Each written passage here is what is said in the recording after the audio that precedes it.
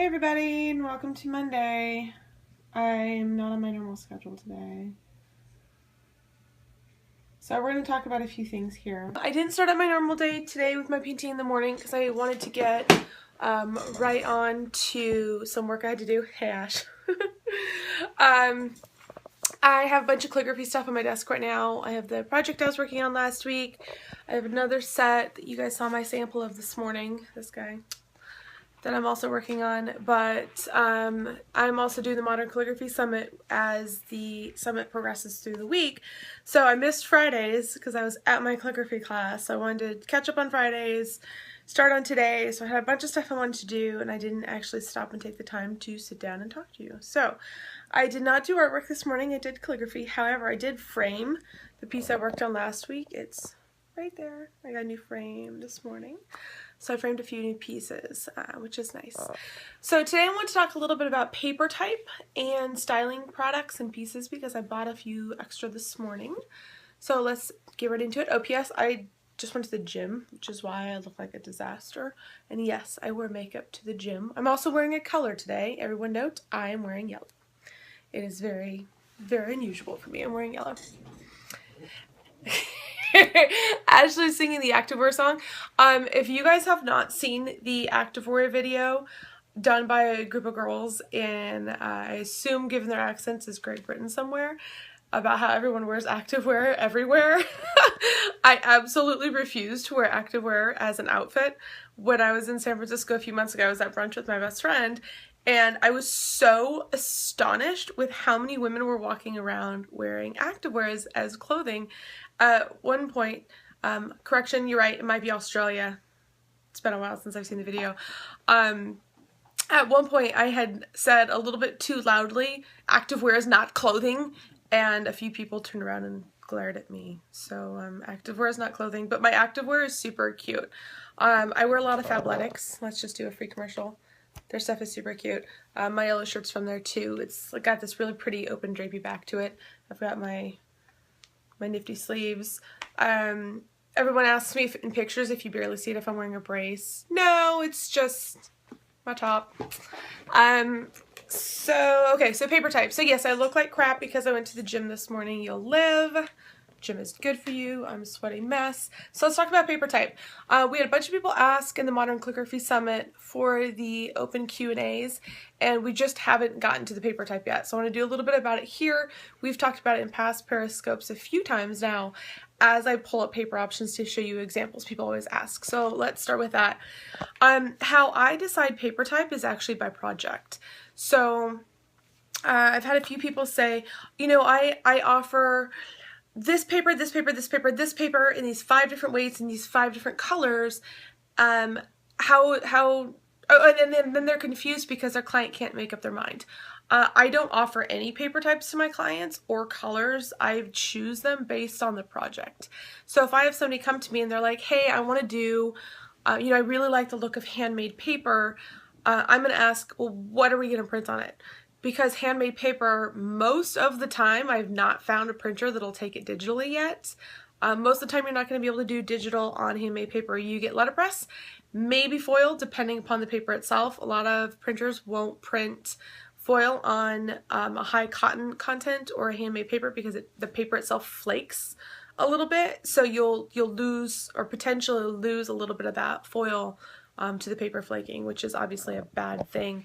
But letterpress takes handmade paper wonderfully. Now, do you want handmade paper? Do you want it to look like handmade paper and you want it digitally printed?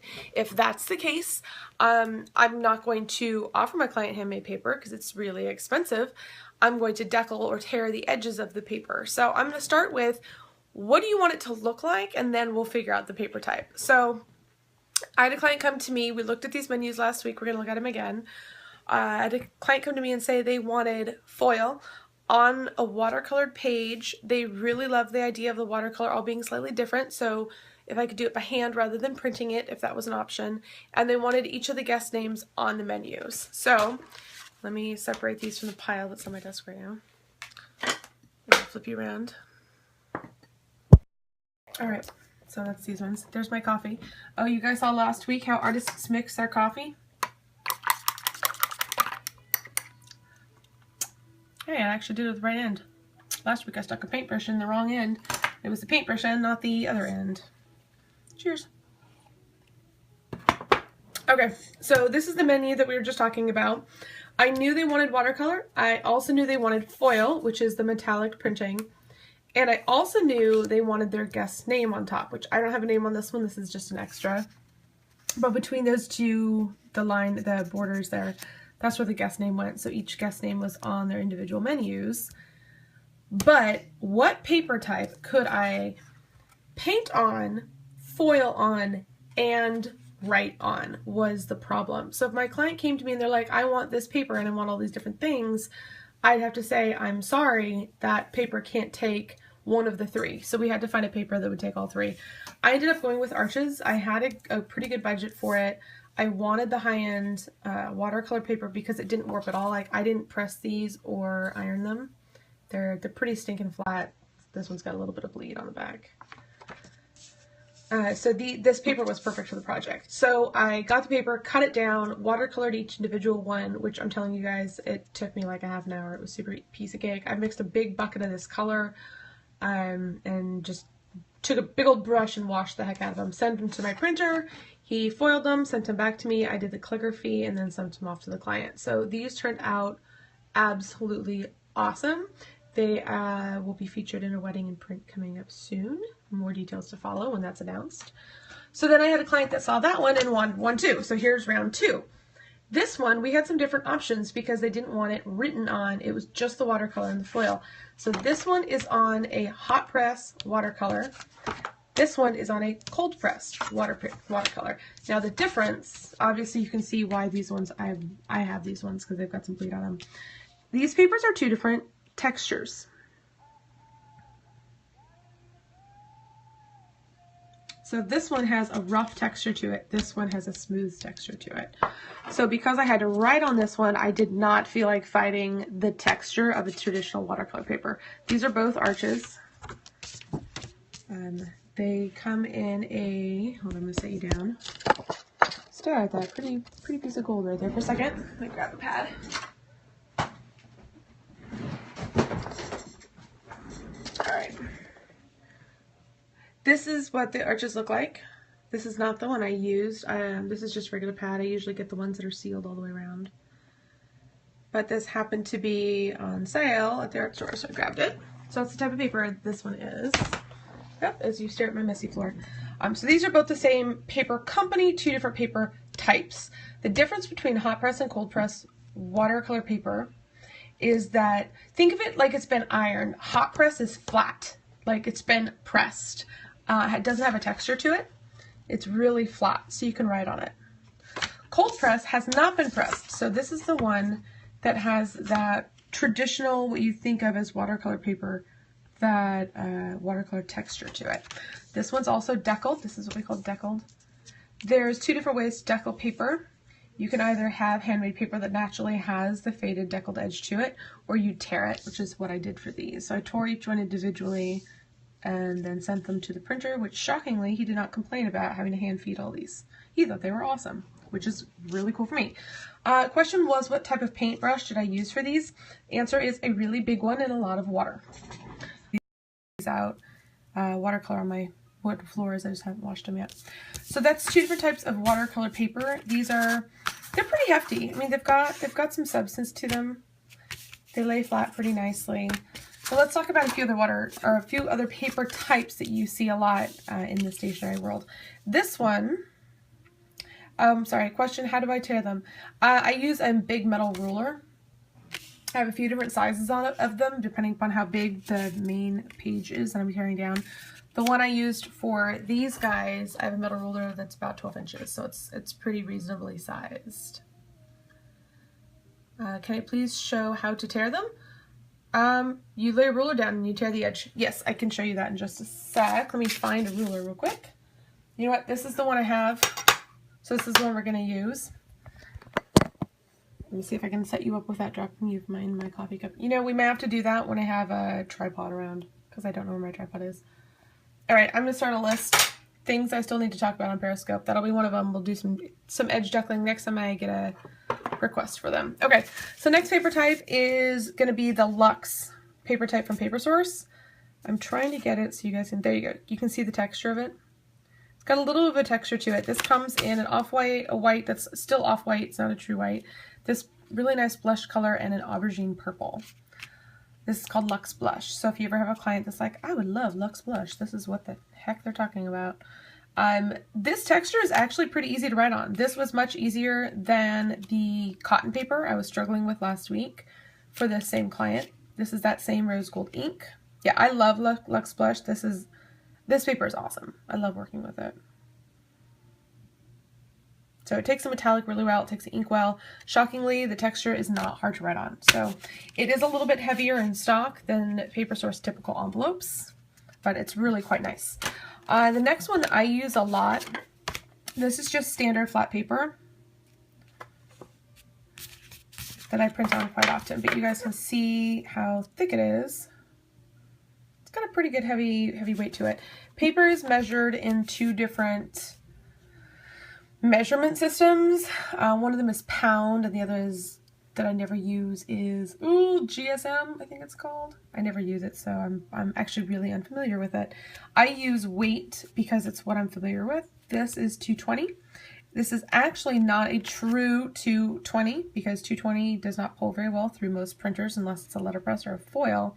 What I do is called duplexing, so I print 2 sheets, the front and the back, then spray using spray mount, which gets absolutely everywhere. Spray the entire 8.5 by 11, which usually is 2 up, so there's 2 things printed per page. So like these would be, these even happen to be the same piece. These would be printed side by side, like that. And then the backer, which is these guys, this would be printed in the whole sheet. Spray mount the entire thing, press them together. I usually weight them. Weight them so they're nice and tight as they dry, and then cut them, and you get this nice, beautiful, clean edge. This particular suite I had printed. The question was, do I print them in-house or do I print them elsewhere? This I had printed because the other part of the suite was printed in this rose gold foil, so I had the printer do the whole set because it was just easier. This one I printed in-house with this beautiful blue background. So if it's all digital flat, I usually do it because I like to have that control. Don't mind the dog hair on my invitation here. I do like to have the control of doing it all in-house myself, but if it's a letterpress or a foil combo, I usually have the printer do it. So that is duplexing. These are just typical cardstock. This is from Waste Not Paper, which is Paper Source's wholesale, so you guys have access to this as well. Question, so instead of printing on 220, print on 110 and mount it together. Exactly. These are actually less. So when you add up paper weights, it's not an exact duplicate. I have found if you compare 2 pieces of 110, it's actually thicker than a 220. This is 2 pieces of 80. So technically it wouldn't be 210, but it's an equivalent of what 210 would be if it was not duplexed. So yeah, duplexing is awesome. What kind of printer do I use in-house? Right now I have an HP, but it is all kinds of wonky in its color registry right now. So I've bought new ink for it, I've cleaned it, I've reset it, I've done everything I can. I think it might just be old. Toner, I use toner, so I use laser. I don't use regular ink for anything. Was the question, do I use ink or toner? My printers are about to die, so I will be getting a new one soon and probably talking to one of the other girls in the Modern Calligraphy Summit to help me pick out my new printer that does a lot of in-house printing. So I will be asking her. So this is that cotton envelope. This is my dead envelope that I did all my nib testing on the other day. This is a cotton. So classically, paper is made out of cotton. Now it's made of all sorts of things. But cotton paper tends to be a little bit more expensive. It has a nice tooth to it. It's got a little bit of a texture. Question is, what brand do I use for 110? When I do order 110, I get it from Crane, which is where this envelope came from. The 80 pound that I duplexed for these is just Paper Source. I have found if I use heavier than 2 pieces of 80 to duplex, it's so thick that people think it's a card you can open, and it confuses people. So I've stuck to 2 sheets of 80. I find that works better. That, and if you get a whole invitation suite and it's higher weight than that, you have a tough time getting in and out of the envelope because they're so thick. All right, so this is our cotton. Cotton paper you can get in a bunch of different weights, everything from a text weight, which is this guy, we'll get to that in a second, to a cardstock. Everything comes in cotton. It does tend to be a little bit more expensive, comes in a few different shades of white. I'm sure cotton does come in color. I think Crane carries a few colors. Ooh, don't quote me on that because I always order white from Crane. But typically you're going to see your cotton papers in whites, ivories, ecru, eggshell, that kind of thing. And you're going to see all of your regular cardstock in a whole bunch of different colors. So there's the two different. This is technically, these are both bright white. And you can see there's definitely a clear difference in the color. This is the cotton, this is not. All right, so let's talk text weight versus cover. This is 2 pieces of paper. Text weight is what I usually am going to write on. I don't use it for everyday notes. I just grab printer paper. This is thicker than printer paper. This is a 60 pound. It's just a little bit of a nicer piece of paper. So if I were going to write a letter to somebody, like an actual throw in the mail letter that's not a card, this is what I would use for like stationery purposes. Then I've got my cardstock. This is actually, let's see if it's the same color. Looks like, it might not be the same shade. It looks like it's the same shade, but probably from a different lot. This is the cardstock that these were printed on. So this is just cardstock. This is a single sheet, 80 pounds, got some bulk to it. You can still kind of see through it. I'm trying to see if I can, yeah, you can kind of see through it. So you can use a light box with it, you can see through it. So that's your basic rundown of paper types. Before we move on to some of the things I picked up this morning, do you guys have any questions specifically about paper or paper types? And actually, before we move off the paper, we'll talk a little bit more about what you can print on what. No questions about paper type? Okay. So things you can do with paper, like I said, I don't offer my clients an option. If there are 2 options, I'll give them to them. But if they say, hey, I really want a watercolor wash with white lettering on it, I'm going to say, well, you're going to go with foil. I'll do the wash by hand, which I really love. Slow typing, where do I purchase my Crane? I purchase my Crane directly through Crane. I just order it through the website. If I need it cut down, like if they only have a mother sheet available, which is massive, I usually get it through my printer. So printing and paper types, I'm going to try, aren't staring at the exact same thing the whole time. Printing and paper types. So if I have a client come to me and say they want that white lettering on a blue background, but they really want deckled edges and they love the texture, they like the texture of handmade paper, I can say we can do one of 2 things. We can do watercolor paper, we could do handmade paper, well, 3 things, or we can do regular paper. How much do you like that texture? If they say, I love it, I have to have it, okay. I will probably recommend going with a watercolor paper or one of those Luxe, like the Luxe Blush, that ivory or that white, because that paper doesn't flake, or it's not fibrous in any way, so you're not going to lose any of that foil to the fibers in the paper coming up or coming loose. If it's digital, you're probably going to want to print on something that maybe has a little bit of cotton in it, but not a whole bunch. Crane does make a digital Letra, which is really great for digital printing, but generally speaking, I don't usually use cotton for just digital printing. I usually reserve that for something with a little bit more of a budget to it, and regular old white cardstock or ivory cardstock is still just as beautiful. So you should just do that. If there's a watercolor aspect to it that each piece has to be done, then I take that into account as well. So there's a few different ands, ifs, and buts, and you kind of need a flow chart to figure out what paper you need for what project. And a lot of it is trial and error. I've definitely screwed up a few projects along the way trying to figure out what paper type is good. The marbling one I just did, that we marbled the save the dates, and we're about to do the invitations as well.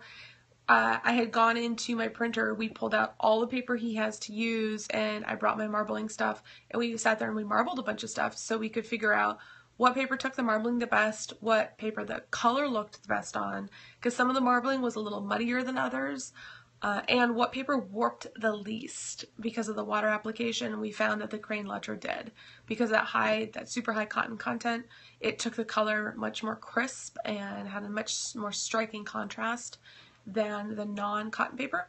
and it also warped the least because of the cotton content. So we went with crayon for that. But yeah, sometimes it's going to be a little bit of a trial and error, or find somebody that you know, maybe it's your printer, and ask them what they would recommend.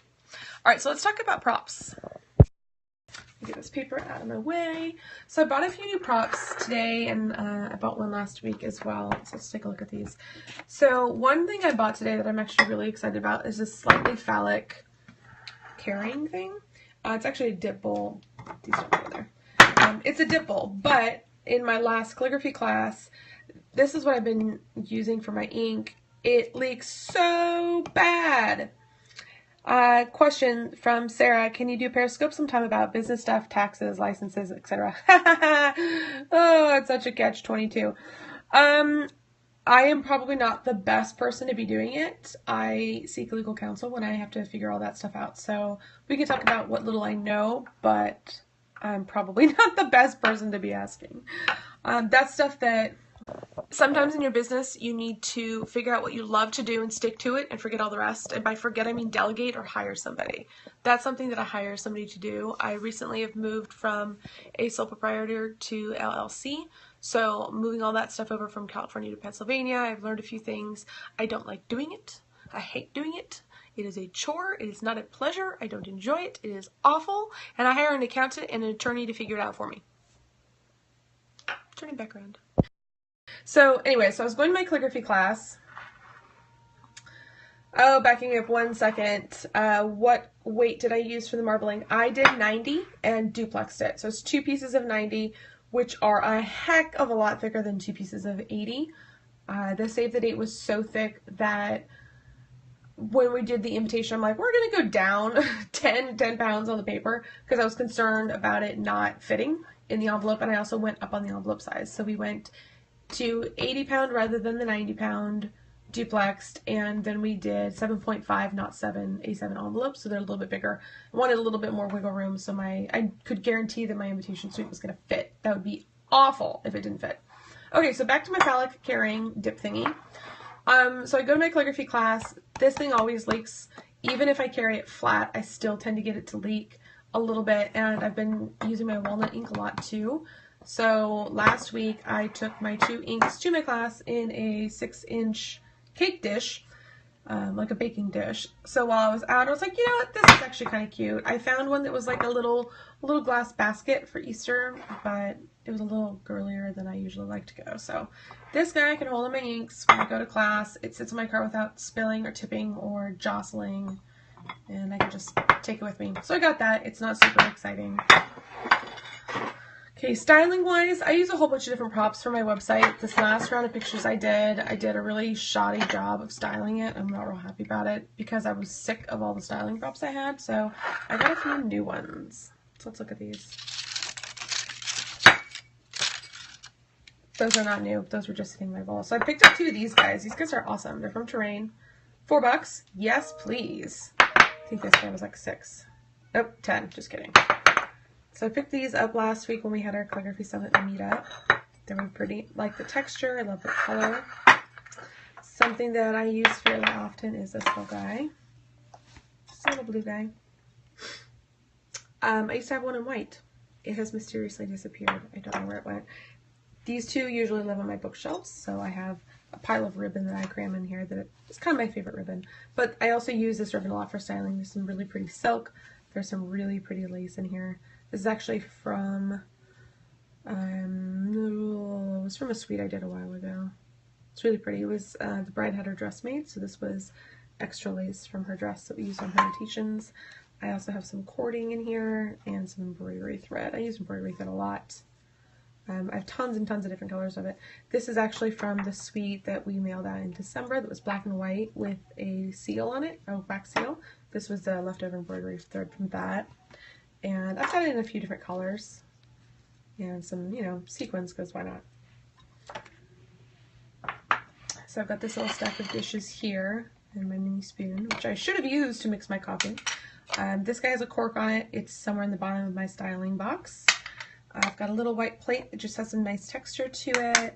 This is a plate that goes with one of my favorite teacups. It usually lives on my desk because I use that teacup a lot, and I end up using it for styling because it's my favorite. And then I have this little guide. So this is one of my new pieces that I just got today. It's a lot of blue, which is odd considering I don't use a lot of blue in my imitations, but I liked the texture and when you're layering things on top of it. For example, let's pull out this blue suite here. When you're layering something on top of this versus a solid white plate, this texture is going to show up really nicely, where a white plate is going to blend a little bit too much into both the background and in my paper. So if I'm going to be using it for styling it, I want to break up the texture a little bit. Stack these guys back up. Another thing I use a lot for styling is my keys. I have tons and tons and tons of antique keys. So these are just a few, and it's in this nifty little drawer thing that I'm pretty sure Ashley convinced me to buy. And thank you for that. When we went to a Container Store one time. Oh, the Container Store. Ooh, deadly, deadly place. Let's see, I use these stamps a lot for styling. They're either left over from a client. This one was for a friend of mine for Christmas a few years back that promptly moved as soon as I had the stamp made and I had to remake it. This one, there was a typo on this one, my bad. I think the zip code was wrong on that one. But I use them for styling a lot. The stand I put these on, I always get questions about, so let's go over and check out the stand. Check this guy out. Isn't he cute? This is a stand I use for all my stamps. My client stamps usually live in their client boxes so I don't lose them, but my own personal ones live out here. Good place to make stamps is the question. I use the Phoenix Stamp Co. There is a girl locally that I use as well who's a little bit, she's not as quick. Phoenix Stamp Co. does the handled ones, but Everlaser does the flat ones, which are actually easier to use as far as accuracy and not screwing up your stamp, which I do all the time because I hate stamping things. So both Everlaser and Phoenix Stamp Co. This is a stamp that's going to be given away for the Modern Calligraphy Summit for the second round of attendee registration that I will be actually doing the drawing for this week. So we'll come back to visiting that, I'm sure, in a few days. A few other styling things that live on my shelves here are these guys. These are toast point holders. They're super, super cute. I have two of them. This one I found in India and brought back with me. This is silver. Here's some more keys. Got some nice artwork back here. I collect pretty rocks occasionally. This is actually much sparklier than it looks right now. There we go. It's pretty. Oh, let's see, got some film, got some more of these little jars that with my nibs in them. And I also have a few magnifying glasses. Sometimes I use this for styling, not too often though. I do have my dress format right now with my scarf on it. It's my office. Styling wise, I also use this basket quite often. This is the picture I just framed today. I have a few more of those frames as well that I haven't done anything with. Here's that other toast point holder. It usually holds my samples. All right, turning back around. Oh, I just got this today too. Just a little divided tray, I kind of liked it. All right, so let's see, what other styling things? I like this guy. This guy's really pretty. You keep seeing that blue watercolor, she says. Yeah, it moves around my office a lot. It's one of my favorites right now. There we go. This is kind of one of my favorite little pieces. Nope, I was gonna say it's upside down. It's from Marshall's, obviously. I get a lot of this stuff from Marshall's. Almost all of it, actually. Marshall's, TJ Maxx Home Goods, that roundup. So that's one of my favorites. I like the little moss in it. So how I store these is actually a good question somebody was asking me the other day. So these all live in this box. And this is a Container Store box with Container Store boxes in it. But like the little pieces are in here, all the revenants are in here, some lavender. These are all little trays. Hello from Sydney, Australia. Got some plates in here. This was a soap dish that I liked. I think I got it at Target. This is also a Target plate that has paint on it. A little tray in the bottom. This is a little pedestal guy. So I have discovered personally that when I keep my styling things fresh and rotated, that I use them more often than if I just am using the same things over and over again. Talking about styling, because people ask me about this a lot, how do I decide how I style my things? It's one of the most common things I get messaged to me on Instagram. I don't do a lot of styling either. If you guys want to see good styling, go check out May. Her styling is awesome. Montvoir also does a really good job with her styling. But how I like to style is I like to keep within the same category of the design. So if the design is shades of blue and nautical, I pull out my really pretty white rope that I've got in that box. I use the blue plate, I use the blue stamps. If it has a stamped return address, I pull out the stamp that goes with it. These kind of stamps. That kind of stamp. Blue ribbon. What else would go in there? Anything that actually matches along those same lines.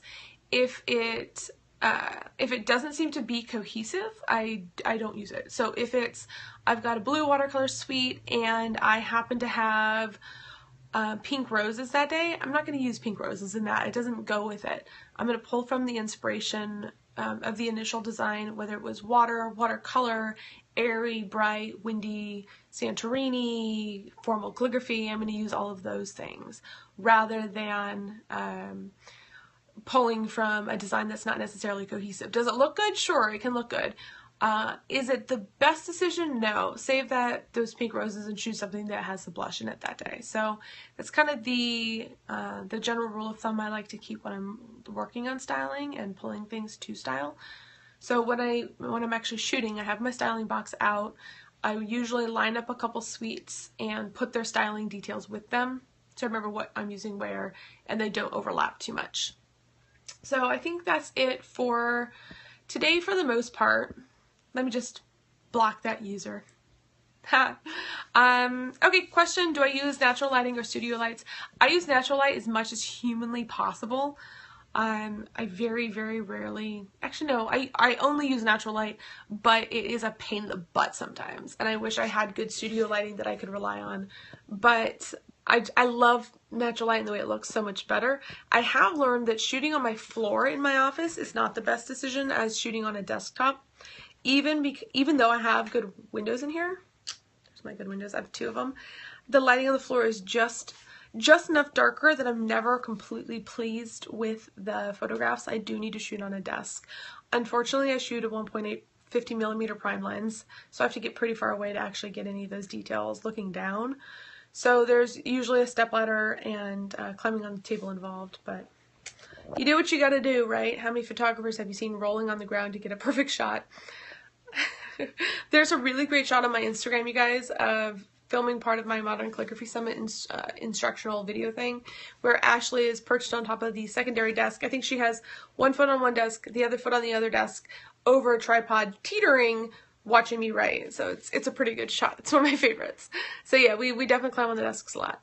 Any other questions about styling or paper types for today? I'm gonna get back to work here and do some more calligraphy.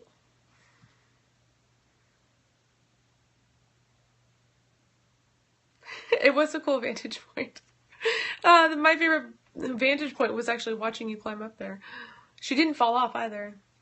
Foiling. What are your questions about foiling? How do you foil? What color does it come in? Specifically about foiling, anything in particular? How do you do it? Okay, so foiling in general. Foiling, actually, I have some foil here. Let me grab it real quick. Let's see. I'm gonna stick you right here. Here, look at my pretty desk for a second. Let me pull out my box of foil.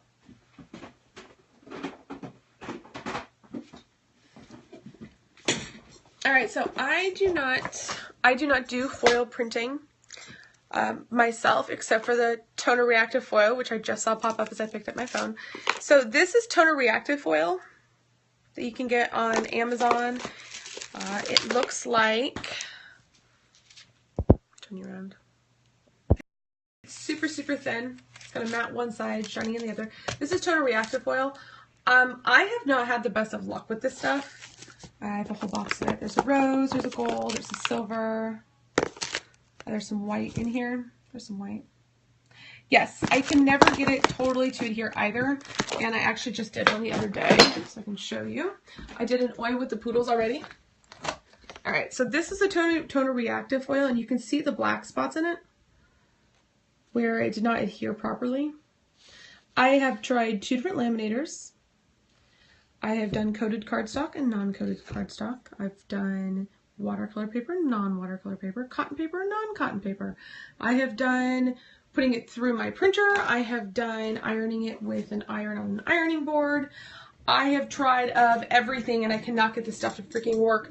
I think it actually might be my toner. So since I mentioned I do need to get a new printer, I'm hoping that's part of it. So toner reactive foil is one option, although, okay, so how does toner reactive foil work? That matte side, you put, hold on, let me pull it back again.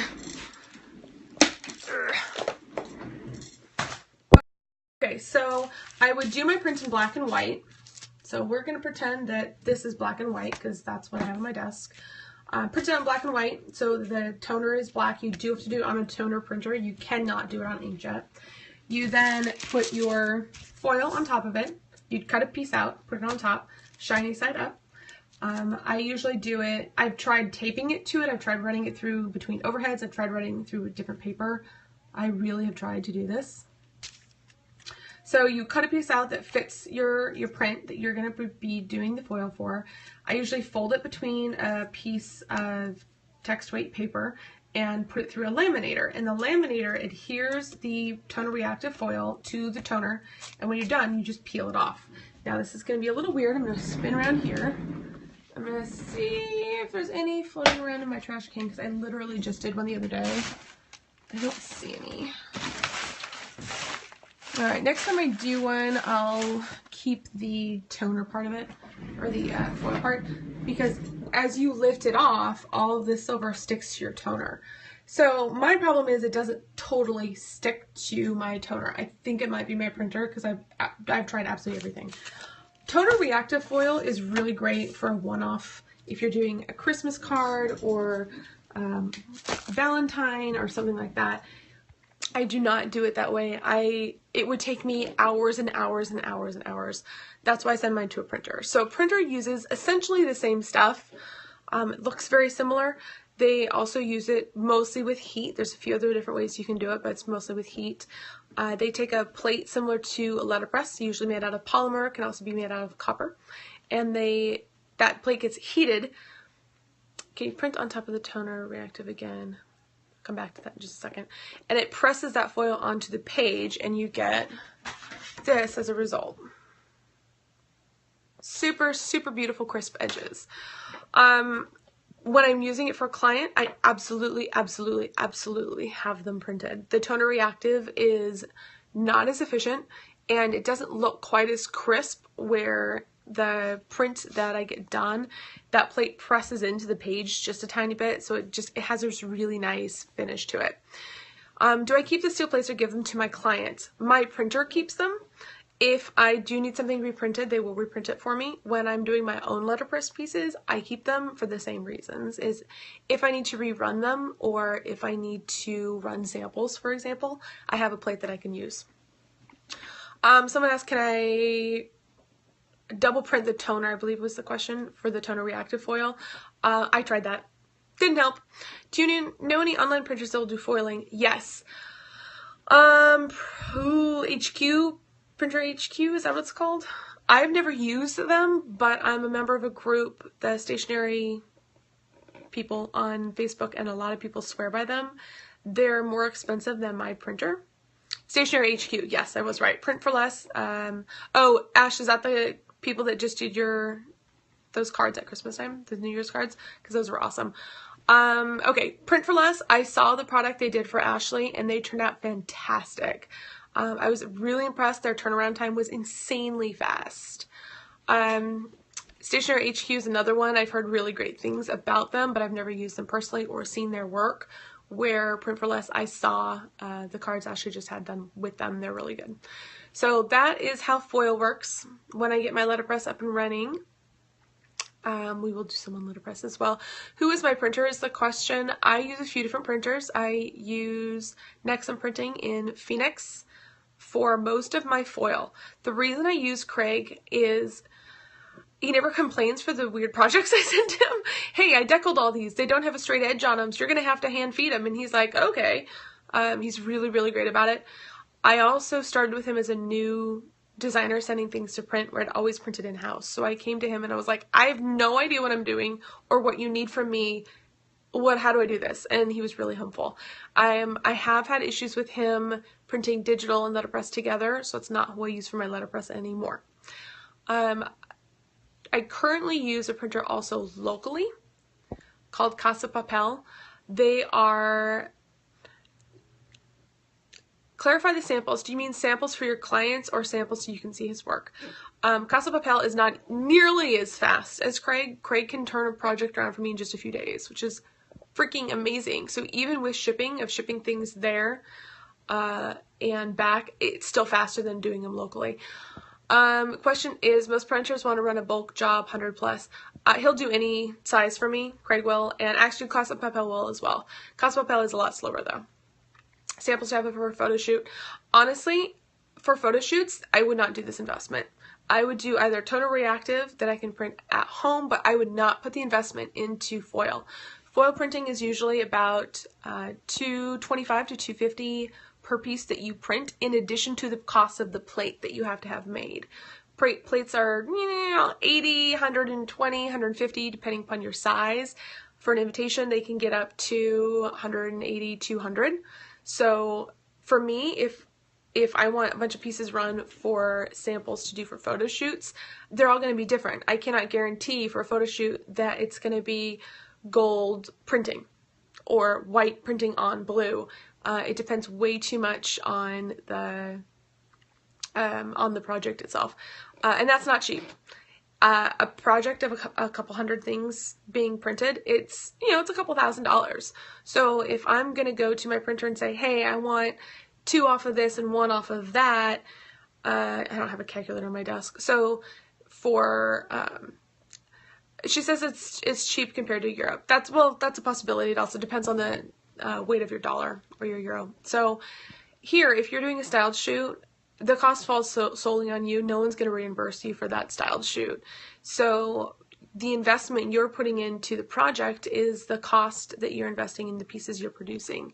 So when I do a styled shoot, I do a full invitation suite, which is usually 3 pieces. It's an invitation, reply, reception card, and possibly a map if I feel like doing a map. I hate doing maps. Also includes envelope liners that are custom, envelopes that are addressed in matching calligraphy, and I provide two full suites. So you can do front and back, because most of the time my backs are printed as well. And you can also do the front of the envelope as well as the envelope liner. So there's 2 of everything. I usually do a handful of menus, between 8 and 10, a handful of place cards and or escort cards, usually a table number, and possibly some additional signage. So to get all that stuff done, even just the invitation suite and the menus in foil is, it's $350 for, between $350 and $400 for the plates just for the invitation suite, about $450 including the menu, and then the cost of the foil itself and the time it's going to take to get it done. So for me, getting it done, submitting it, waiting 3 weeks to get it printed, or however long it's going to take. Photoshop with my calligraphy. How do you get someone to do a Photoshop with your calligraphy? That's another lesson, but we'll talk about that. Do I own my own digital printing for small orders in these printers? And do I look for local photographers? No, I'm sorry, I just read all those really fast. And now I forgot what the middle one said. Although most of the time for shoots, I do digital printing and I do it in-house because it keeps my cost down, it keeps the time down it takes for me to produce something for a styled shoot. I don't do them very often. If I do a styled shoot, it's got to be for a really badass photographer. I mean, if someone like Katie Mary or Flutter Magazine calls you and they're like, hey, we're doing a shoot, yeah, you jump on that. You jump on that hardcore. But small printer, yes, and that's what I just answered. I thought that's what she asked. Some styled shoots, yeah, you absolutely jump on that because you know for sure they're going to get published. A lot of times I have people come to me and they're like, hey, we want to get this published. And I look at the list of vendors. If it's not somebody I'm really excited to be working with and they don't have anywhere in particular they're submitting it to yet, I usually won't participate. It takes me about half a day to design, do the artwork for, and produce an invitation. And that's if I have all the supplies I need. So taking a day out of my time that's not guaranteed for where it's going to be published, how it's going to be published, how it's going to be shot, how it's going to be styled, because most of these don't take place in my own city, that I have no control over how they're going to be styled. I usually don't participate because it's just not worth my time and effort to produce something like that. What printer do I use in-house? I use an HP. Catch the beginning of this. We talked about that a little bit ago. Styled shoots are merely for exposure, right? Or do you get paid too? You do not get paid for styled shoots. They are just for exposure. Styled shoots started a few years ago, and the idea was great. It was an opportunity for vendors in the industry to present new ideas to clients who had never seen them before. I say this fairly often. Clients will buy what you can show them. If you're like, hey, I've got this great idea, they're like, yeah, I don't know what you're talking about. If you say, hey, I've got this great idea, it looks like this, they're much more likely to book that and to buy that product. And that's what designers realized, is by doing styled shoots, they could do anything they wanted. They could do really unusual centerpieces and really awesome china and unusual chairs and custom linens and all these different things that clients had never seen before. And it really opened up the industry to being much more creative and really pushing ourselves. But now I feel like everyone and their mother does styled shoots, and they're no longer innovative. They're no longer pushing the envelope or presenting something that's new. It's just the same old regurgitation that I see over and over again, which is why I don't participate in too many anymore, because I want to see something that's new. Do you get to be present and creative, say, in the shoot? No, not as a stationer. If the shoot is local, like I just did a local shoot with some girls that I don't know because I don't work within my local market very often. I wanted to meet some local people, so I did go to the shoot, and I ended up doing a ton of styling work with them and kind of being a really great second set of hands, because I do love doing styling, and I do kind of have an eye for that because that's what my background is in, not necessarily graphic design. It's in styling and event design, so I'm good at that stuff. But did I really... No, I say this, did I really want to spend the whole day there? No, not really, but I enjoyed it, so that kind of comes across poorly. But I brought my own styling props, I brought all my own paper goods, I brought everything and anything I wanted, and I got to style my own shoot or my own suite.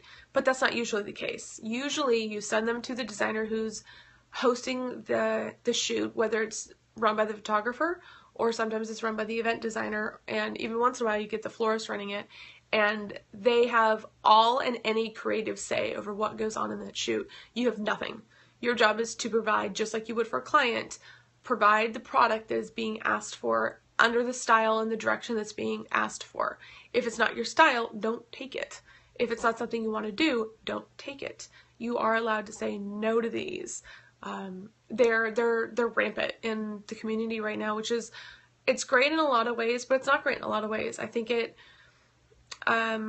really promotes, especially in the stationery world, it promotes things that cannot be produced on a greater scale within reason.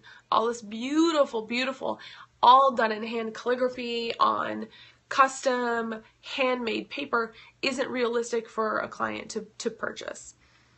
Carol says, I do all the styling at my stationery shoots. I wouldn't participate if I wasn't able to. I would love to, but I've done one locally. I ship invitations all over the world for styled shoots. So sure, if it's a workshop, I did a suite for Oh So Inspired. So because I was teaching at the summit or at the conference, I was able to style my own things. But generally speaking, you hand that over to someone that's doing the shoot, just like you would a wedding. You hand over your things to your client. You don't get to show up on their wedding day and say, I'm sorry, I don't really like how my table number was just shot. I had someone ask me for something like that, all painted and handwritten in calligraphy. Exactly. And the problem is when we produce something that's a one-off, it's really hard to scale. So the question is, how would you price something like that for custom?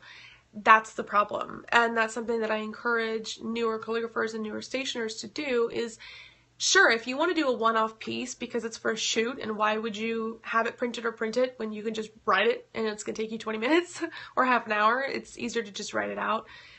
You better know how you're going to produce that if someone comes to you and wants an entire suite done like that. If it's handmade paper, you better know that you have to use letterpress, and you better know the pricing for it. Because if a client comes to you and you don't give them the right price right off the bat, you lose money on the project. And that's not what these styled shoots are for. They're to showcase our work.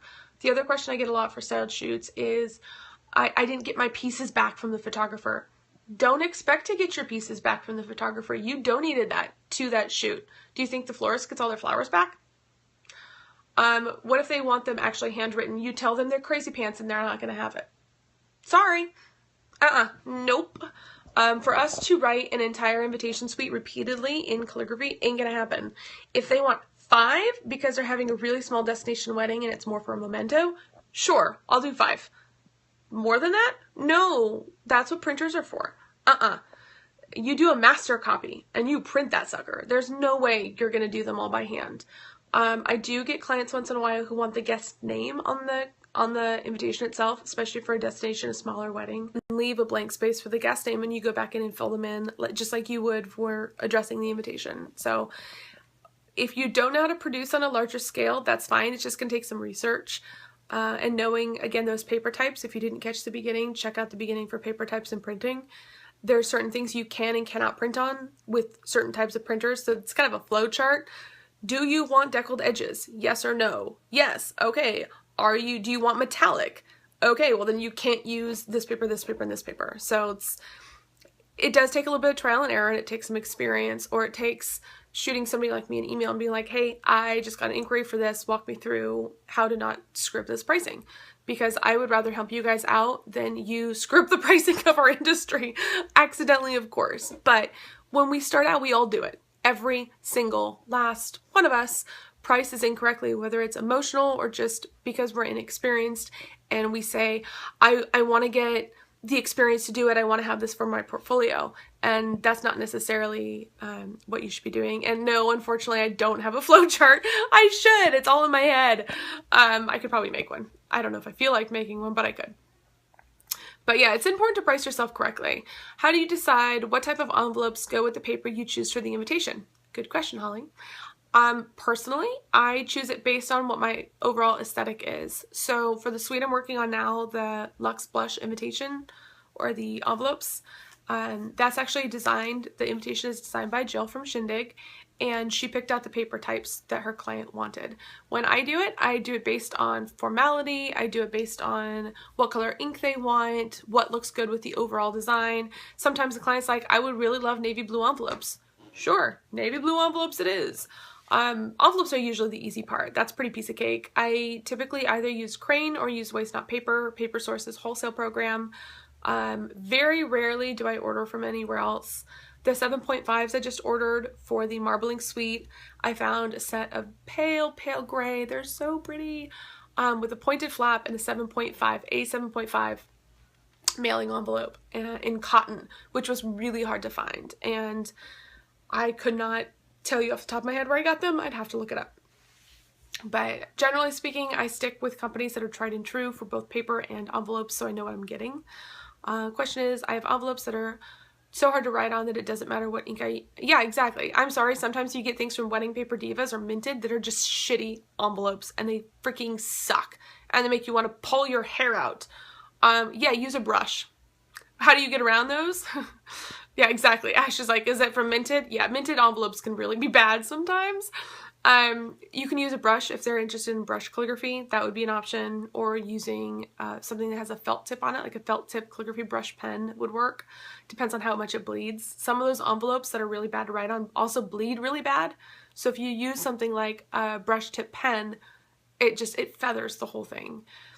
It may be that they need to be addressed in ballpoint in a really nice handwriting. Ooh, I know that I cringe at that idea, but some of those envelopes are so bad to write on.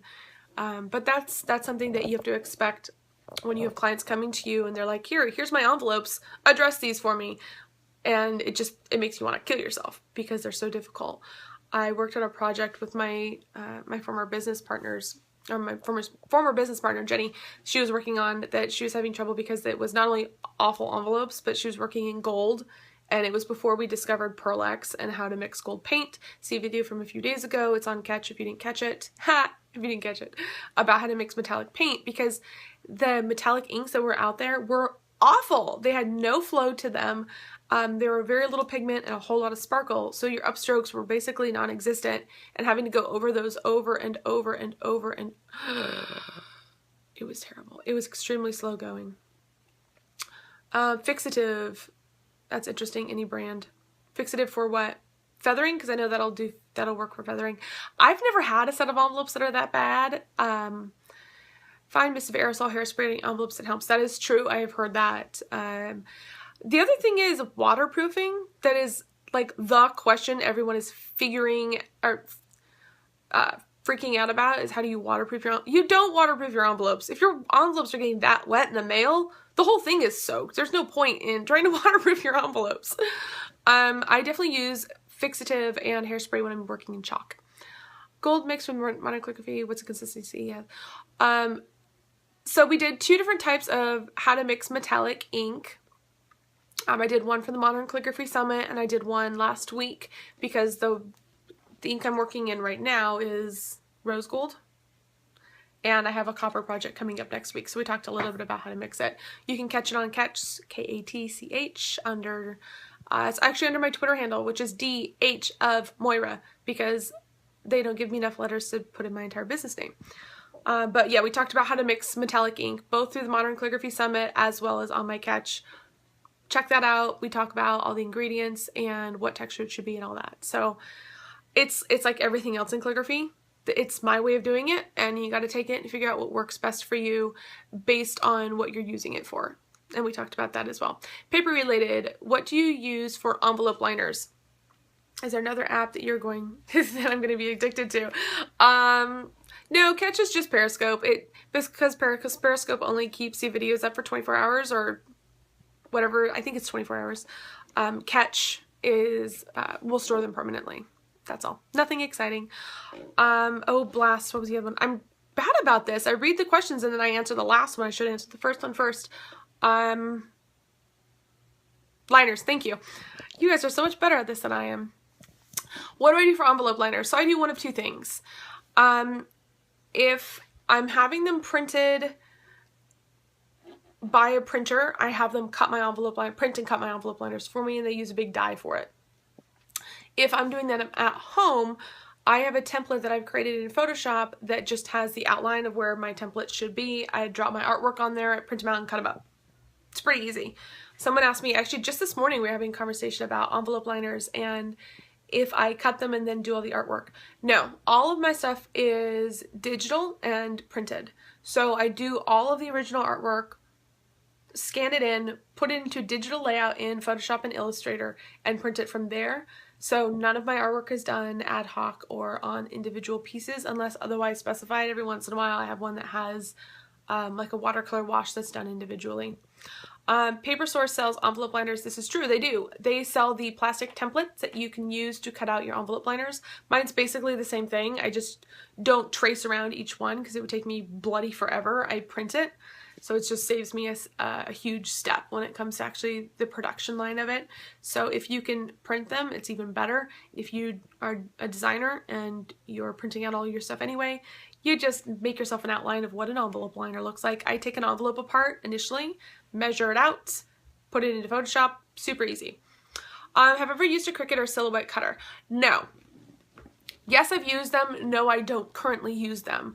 The reason is I do production work, and that's great for scrapbooking and card making, but not for the large scale stuff that I'm doing.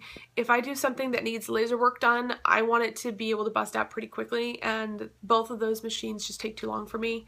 It's not efficient in my production time. If I had one, it'd be awesome to do things for like styled shoots, but other than that, I wouldn't use it, so it's not worth the investment to me. And yes, I have heard the same thing that Ashley just mentioned, that it tears. It's not as efficient as I want it to be. It doesn't work quite as well as it should. So I don't particularly use them. I just blocked that guy as well. I'm really liking blocking people. Yeah, that's what you get for being a jerk. Misogynistic pig. Anyhow. Let's see what else. Blocking is cool. Yeah, that's what you get. Envelope liners, would it add thickness? Yes, it does. Envelope liners do make your envelopes a little heftier, which I like. It makes them a little bit more substantial. Weight-wise, if you have an entire invitation suite and you're adding in envelope liners, you're already going to be over an ounce, so it's already going to bump you up to a 2-ounce postage rate anyway. So if you're adding envelope liners, it's not going to be enough to bump you up to a 3-ounce. I do envelope liners for both my mailing envelopes and my reply card. I'm currently talking about envelope liners and stationery and paper types. It's very exciting. We looked at some artwork. Here, let's flip you back around. Some styling things. We looked at paper types and printing. We talked about foil. Some styling things, a little bit about ribbon. Talked about how I store all my styling stuff in my little box here. I've got my markers down there on the floor. I'm really excited to use them later on this week. Which is my favorite what? And what is LB for the envelope liners? What does LB mean? Which is my favorite card? I could no sooner pick a favorite child. Which also helps that I don't have children. Which form do I use for the liners? Can you show me one? Oh, pound. Gotcha. That LB. There's no period at the end. Do you want to see one of my templates for my envelope liners? Let me see if I can find one that I haven't cut yet. So we're going to go over to my closet here. I have client boxes up there. Let's see where Mara's is. Let me dig through Mara's box real quick. Hang on, I'm going to put you down.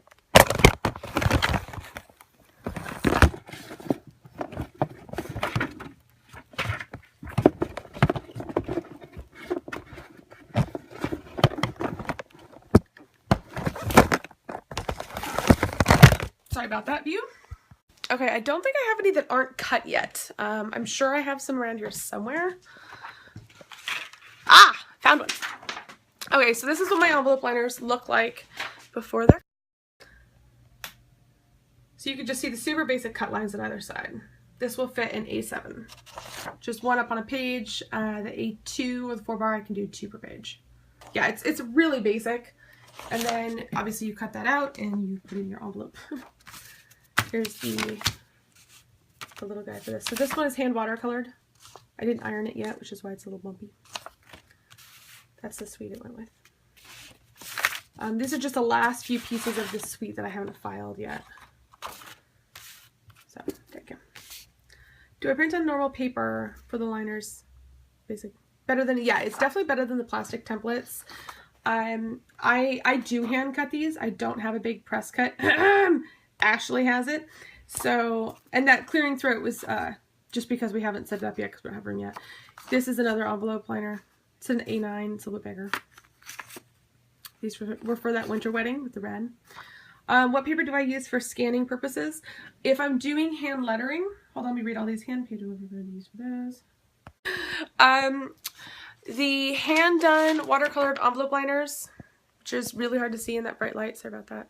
This is just on text weight paper. Nothing exciting. 60 pound. When you press it, it is flat. I normally probably would print those, but it was such a small order that I just did them by hand. Plus, I wanted the gold, and you can't print gold. All right, we're gonna put this back over here.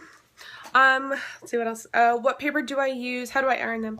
What paper do I use for artwork? It depends on the artwork. If it's calligraphy, I use Bristol. If it's watercolor, I use watercolor paper. I iron them with an iron, literally, and an ironing board.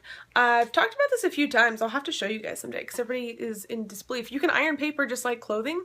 So get it really, really hot, flip the artwork over. I usually flip it just in case there's something on it that the heat that's reactive to the heat. One time I did something that had calligraphed and the heat bothered the ink, and then I got black ink on my iron, which is why I have 2 irons, one for clothing, one for not clothing, and I just iron on the ironing board. Super easy. Let's see, there were a couple questions in there. I need to like write these down as I go. Goodness. Exactly. She says she's a teacher and she irons all of her kids' paintings. Yeah, exactly. How is the liner actually attached? With a glue stick. It's not rocket science. Everybody thinks it's very complicated. So you put the envelope liner in the envelope. Next time I'm doing envelope liners, you guys will watch. You fold the top half of the envelope liner down so you get it lined up and it has a nice crease in it.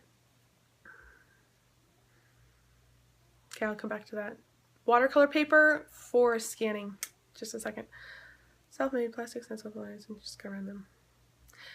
Carol, yes, except I don't want to have to trace around them or cut around it because I use a big chop cutter. a guillotine cutter. So when I print it, it just makes it one less step. I want as few steps as humanly possible.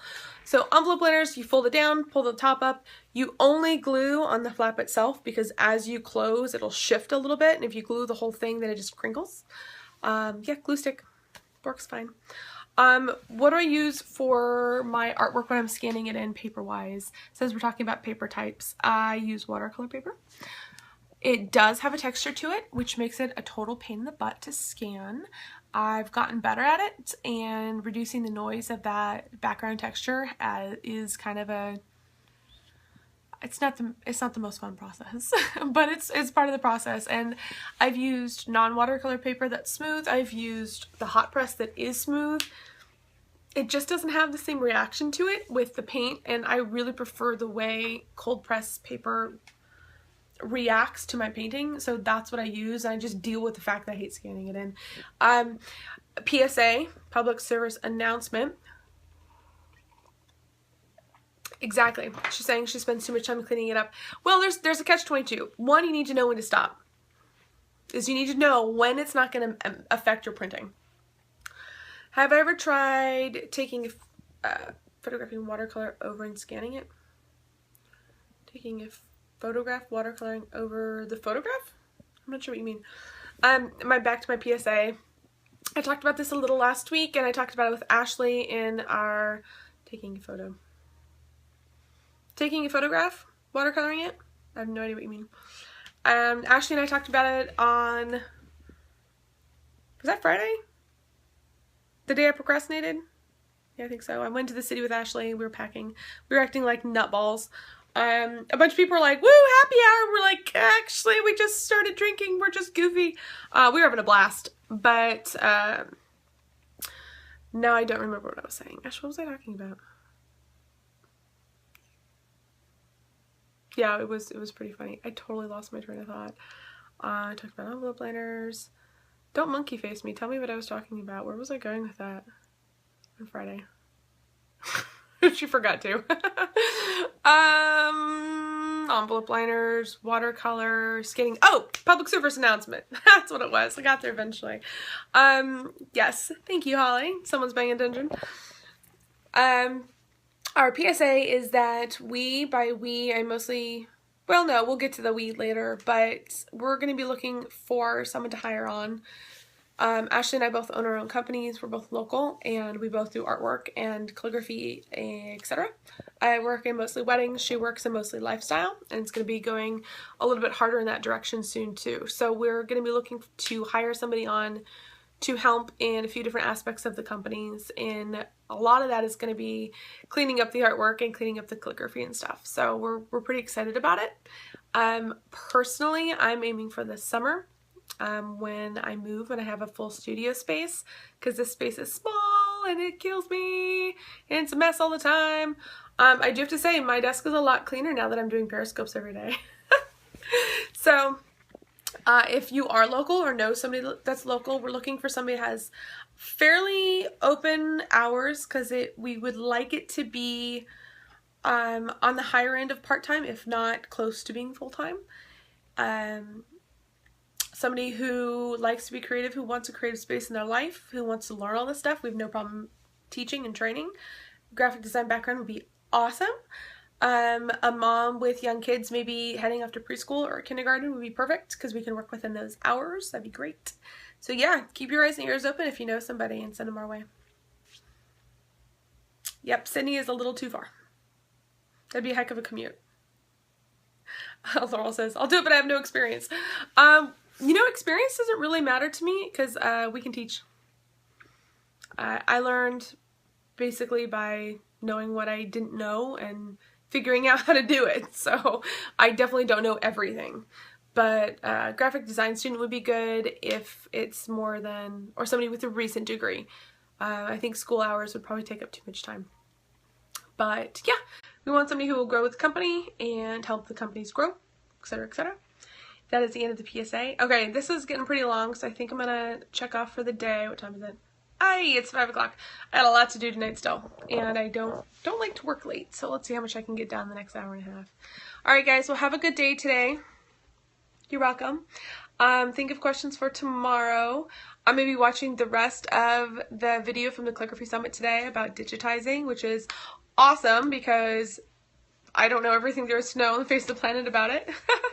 So we'll learn some more about that. I will do a workshop about digitizing later on this year, probably 2 or 3 of them, and we'll go from there. Oh yes, the contest. Thank you. I will be doing that tomorrow because I need to go back and look at them tonight, and I want to do a little bit of an illustration for what I'm going to do with the quote from YouTube. So you guys have one more day. I haven't gotten up videos from onto YouTube in the last few days because I'm lazy and it drains the battery on my phone, and honestly I don't feel like bringing my phone charger from room to room, so I need to buy another one. Go onto my YouTube channel, Design House of Moira, and leave me a comment on one of the videos. That's where I'm going to be storing all the videos that actually saved to my phone, otherwise they're all in Catch. Leave me a comment of your favorite snarky quote, snarkier the better. Multiple comments on different videos count for multiple entries. It depends on how good your quotes are. If you're just spamming me, then no.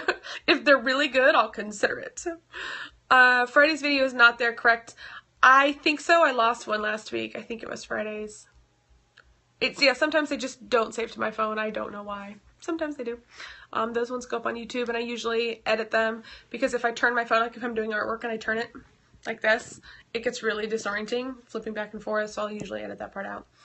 And yes, oh no, heck no, that video's not going on YouTube. None of our dancing around the studio. No way, that's on Catch. I'm not putting that on YouTube. Are you nuts? We look terrible.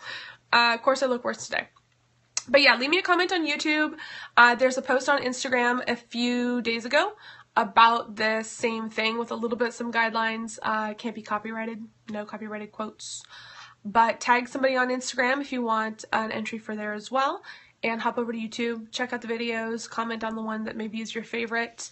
And if you have questions, you can leave them on YouTube as well that you want me to answer, and I'll address those next week, or this week rather, it's Monday. And leave me your favorite snarky quote, and I'm doing a project with them. I will pick my quote tomorrow and do an illustration to show you what I'm going to do with them. I'm very excited. And from that project, I'm actually having another giveaway, so we'll get to that later this week. I will see you guys tomorrow, and if you're part of the Modern Calligraphy Summit, I hope you have not become homicidal or suicidal. I know it's actually really tough to keep up the videos. There's a lot of information. They are so good. You guys, they're amazing if you're doing the summit with me, because I'm doing the videos with you guys, and man, they're brutal. Annie's last week was, I didn't even get all the way through it. I was like, I got so overwhelmed doing that rose, which actually turned out pretty good, and a lot of the people's roses turned out really good. Her instruction has been fabulous, fabulous. So today's digitizing. I'm about 90% of the way through it. I need to get through the rest. So enjoy your night, you guys. Happy Monday, and any questions you think of, leave me on YouTube with your quote, and I will get to them next time. Exactly. There's so much information she can't keep up. Yeah, seriously. But that's what's awesome, that you can watch them over and over again. Yeah, happy Tuesday to Sydney. All right, guys. I'll see you guys tomorrow. Bye.